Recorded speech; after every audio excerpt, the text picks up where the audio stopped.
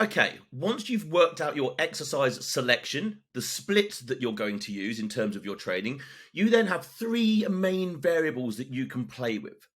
Three main variables that you can then manipulate, but you cannot max them all out. You have to find a balance between them. But do you even know what those three main variables are?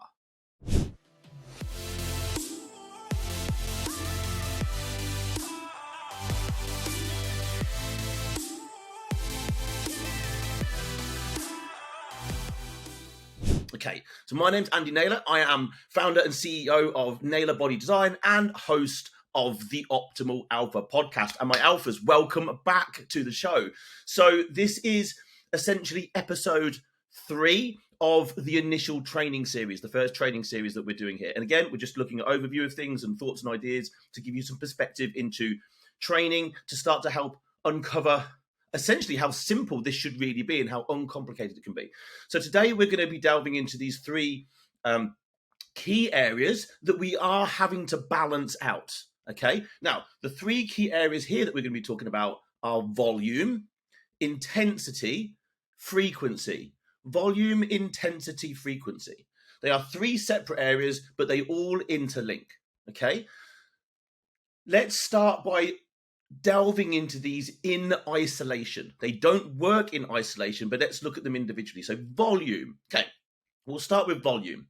What is volume? Technically, volume is the amount of work that you do. The amount, okay? It technically can be looked at as an equation. It is the weight times the reps times the sets. It could literally be a number. So you could go and deadlift, add those numbers together, and you could say my volume was 2,332, and it would be a number. Like you could work it out to be a number. Okay. That number, if your goal is physique optimization, strength progression, muscle building, that number needs to be going up in one way or another. It probably isn't going to go up in a linear straight line. It just like fat loss isn't a linear straight line downwards. Your volume won't go up in a linear straight line, but technically, it needs to be going up. If you were to calculate that number and it is not going up over time, you've got a problem. Either you're not tracking something, or you're just not training hard enough, or you're just not paying attention to things. It has to be going up over time. It will probably go up in a wave, so it will go up for a little while, then there may be a plateau. That could be in a deload, that could be in a step back from something, it could be injury, it could be illness. Those things are all part of what's going on here. But ultimately, month to month, year to year, the volume of the work you're doing overall and per body part needs to be going up. Imagine this. If you suddenly had 20 pounds more muscle across the whole of your body, that's a lot, by the way. Think of all the extra work or volume that muscle would be able to do. Right? If you want 20 pounds more muscle, then the volume you're going to have to do to get there is going to be more. And the volume that you're going to need to do, like the work that you're going to need to do to maintain that muscle, is going to be more. So if you have aspirations of building muscle and getting stronger, volume is key. And it's insanely easy to track. It's just a calculation. Most people probably don't do it. But ultimately, if you are logbooking your training, you don't even really need to sit and work out the actual number. You can see if you did an extra set with the same weight and the same amount of reps as last week.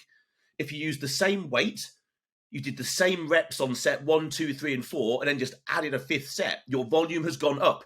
That it can't not have done. So it's really easy. It's really easy to be able to logbook your training and just go, okay, I did the same 4 sets, I used the same weight, but I just did an extra 1 rep on every set. That's more volume. That means you've done more. It has to be moving forward. That's volume, simply put. The next one we're going to look at is intensity. This is harder to like volume is easy to quantify, isn't it? It's a number. Intensity is this. This is the one, first of all, that most people think they're really bloody good at, right? When in fact, this is the one where most people are the worst. This is the effort level.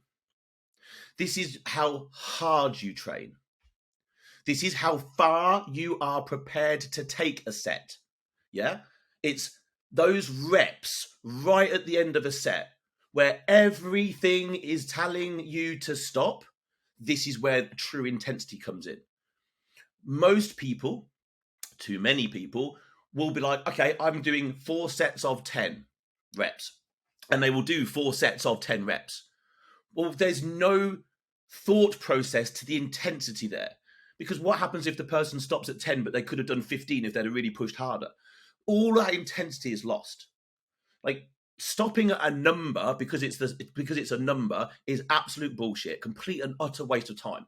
Like, that, there is no thought to intensity there. Don't think you're training hard if that's what's happening. You should be working, well, as you should, I would recommend and pretty strongly suggest that you would look at this from a different way. And there are a number of ways you can. The way in which I would tend to think about intensity is, how close to failure am I? So here's an example. So first of all, let's quantify failure. So failure is the moment you cannot perform a movement with the correct form any longer. Now, you might say that could be a full rep. The moment you cannot complete one more full rep with exactly the same form, that could be failure. We could say that failure is actually when you can't perform partial reps, but we're going to leave that for another conversation. So let's say you're going to go and do four sets of an exercise. Let's now say that we say, okay, we're going to work between a rep range of 8 and 14. That's a decent rep range to work between. I don't really want you to bust 14. So now I don't want you to go under 8. Right, now you've got 2 parameters. Now all you need to work out is, okay, if I say to you, sets 1, 2, and 3, I want you to train to within 1 to 2 reps shy of true muscular failure. So you're going to try, and you've got to know where this is, and this takes a little bit of practice, but you'll be doing an exercise and you're going to get to a point where you think, I think I could do about 1 or 2 more reps. You would stop. That would be further than most people normally go. But it needs to then be somewhere between 8 and 14, probably towards the higher end of that. Okay. So set 1, 2, and 3, you use the same weight. So the weight is standardized. Right? It takes one problem out of our equation. The weight is standardized, but maybe on set 1, maybe you hit 15, for example, right? Because you've gone 1 to 2 shy of failure. Set 2, now maybe you do 12. 1 to 2 shy of failure because you've used a bit of energy, haven't you, right? Then set 3, maybe now you do 9. So each one of those sets was 1 to 2 shy of failure. So it's always going to be a declining number. Then you come to set number 4 and you go to complete and utter muscular failure. Now that could be 9, it could be 10, it could be 11. The number could be higher because you've added sets on. Now that's where the intensity comes in, because you're thinking about how close to failure you can get, not just a number. Intensity is, if I go into a random gym, and this is not picking on anyone, it's definitely been me at some point, and it still can be, people are just going through the fucking motions. People are just going into a gym and they're just going through the fucking motions like they think something's going to happen, and it isn't. If you want to change your body, it's going to fucking hurt. It just is. Like, get up. If you can't deal with that, then fine. But if you really want to build strength, muscle, longevity, like resilience, fortitude out of your training, then get used to the fact that it's going to hurt. When I go and train, it feels like I'm tearing myself to shreds. That isn't for everybody. I'm not saying it has to be for everybody. But if you want to be a fucking alpha, like, you have to grow a set of balls, aren't you? And train hard. Intensity is the area where absolutely everybody could level up massively. So that's volume, that's intensity. Now we have the third element, frequency. Pretty straightforward. This is how often we train a muscle and a given body part. Like how often, and normally we would say within a week, because everyone's generally works in sort of week rotations. Although it could be every 5 days, it could be someone's rotation could be every 8 or 9 days, but let's just say every 7 days, just to keep it simple. So it's how often. This then relates very much back to the first episode of this training series, which was your training split. So once you've worked out your training split, you know how often you're going to be training a muscle. So for me, for example, I could train my legs once a week and it'd be absolutely fine.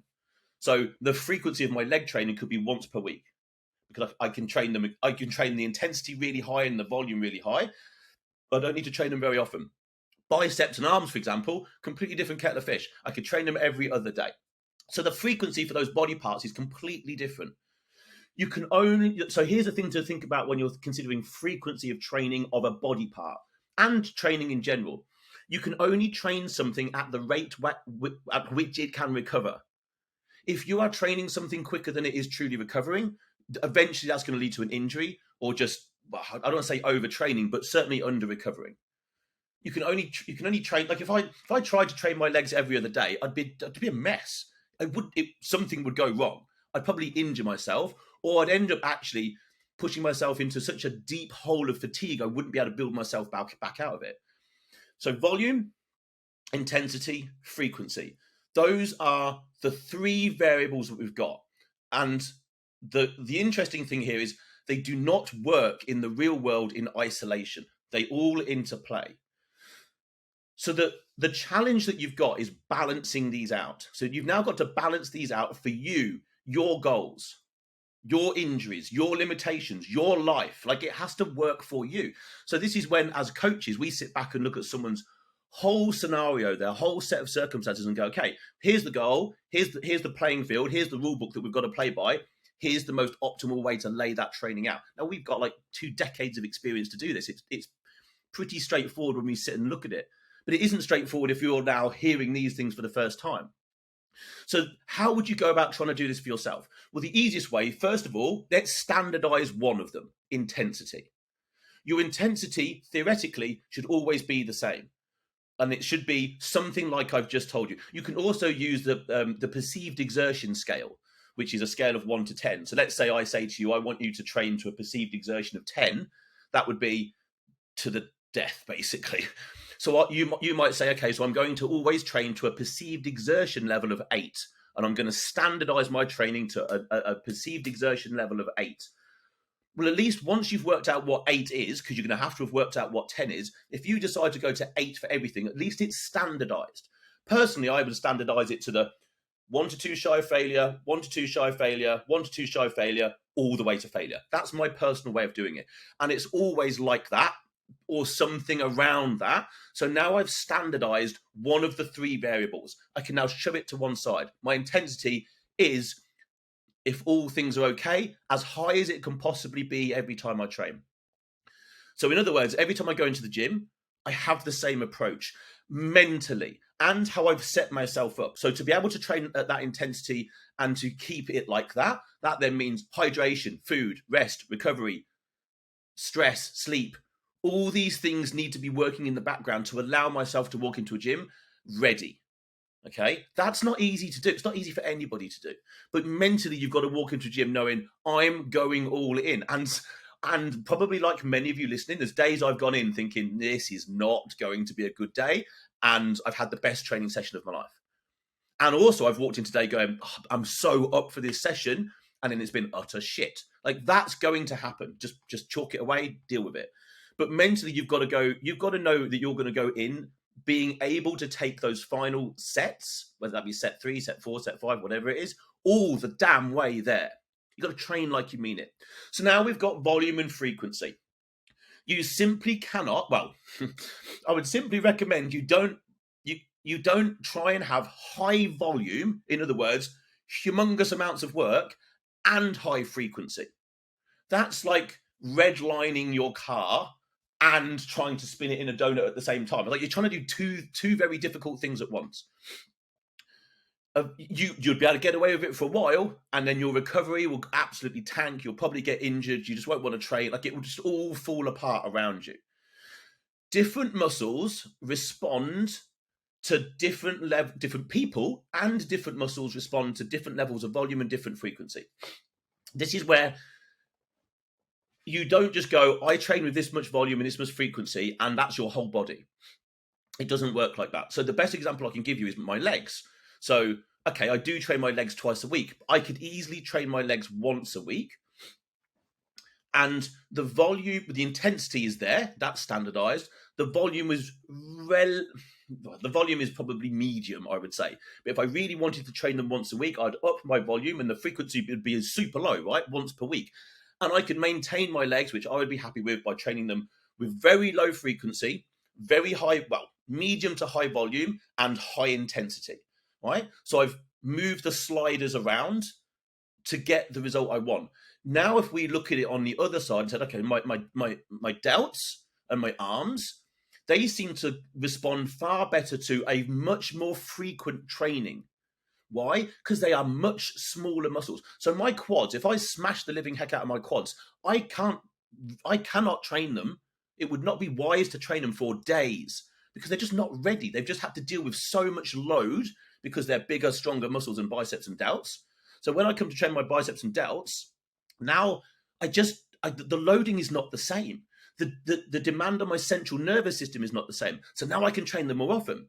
So I train those body parts nearly 4 times a week, but each session the volume is low. So, for example, before I train legs, I might do 4 sets of biceps. But the day before, I might have done a pull session and done 8 sets of biceps. So that's biceps back to back. But one session was 2 exercises, 4 sets. Then the next day, just 1 exercise, 4 sets. So the volume is relatively low, but the frequency is really high. Now, so the point here being is there just is no one way to work this out. It's not the same for each individual person. Someone might come to me and might have like bad connection to their legs and they need to grow them. And that might be the thing that they need to train more regularly. Then we would split their legs up into quad work, ham work, etc. And they would probably train them more often. But the frequency of each session would go down. You can't push frequency and volume up to the top. You might be able to for a little while. And in waves, maybe. But that's fairly advanced, and you need to really be looking at your training split and understanding your recovery and have everything else on point to be able to go through that. And we would call that some sort of volume escalation. And we certainly do use that here. And I've certainly used that myself. But you're only pushing frequency and volume high for maybe a week or 2, and then you come straight down to maybe a whole deload to let everything recover. You've got to be mentally aware of what's actually going on in the background. Your job here is to create that split, choose your exercises, then start to look at these 3 areas. You standardize your intensity. You then go, okay, which body part am I not connecting with? Which body part do I need to practice using better? This is the other thing. Like if I probably have bad biceps because I'm just bad at fucking training them. Pretty simple, really. Could be genetic, but I'd far rather say I just must be bad at training them. I need more practice. Therefore, I will do it more often. If I told you to go away and learn to play the piano, would you just do it once a week?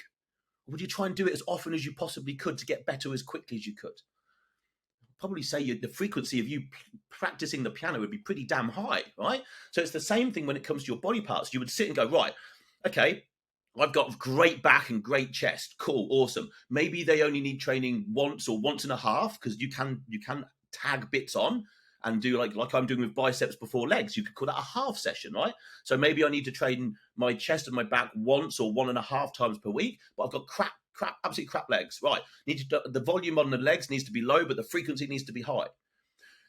You just need to make a plan. Decide what it is you're going to do and then run it and then watch what happens. Track the results. Standardize everything else. Your food, your water, your rest, your sleep, your intensity. Make everything as standard as possible. It's like you're running an experiment. You literally are running an experiment. And what you need to be able to do is see it in that light. Otherwise, you're just throwing shit at a wall and seeing what sticks. So the goal here is work out what you want to improve and maybe give that more frequency and lower volume and practice it. And eventually, maybe you'll be able to swap things around. So that gives you a little bit of an overview. They're your 3 main variables: volume, intensity, frequency. Standardize the intensity. That's super easy. And then just move the sliders of volume and frequency around until you find something that seems to work for that body part. Stick with it, run it, and then adapt and change as you need to going forward. So that's going to wrap it up for today. I hope that has been useful. Reach out if you've got questions. Thank you, as always, for listening. If you've listened, if you've got some value from this, hey, why not give us a 5-star review? We always appreciate it. I'm going to start doing shout outs for the people that have been doing the reviews because they've been absolutely awesome. Maybe subscribe to the podcast, maybe download a few episodes. It helps us massively in the charts, and we like being at number 1. So that's going to wrap it up for today. Join me for the next episode where we will continue the training series. We'll see what we delve into. For now, alphas, over and out.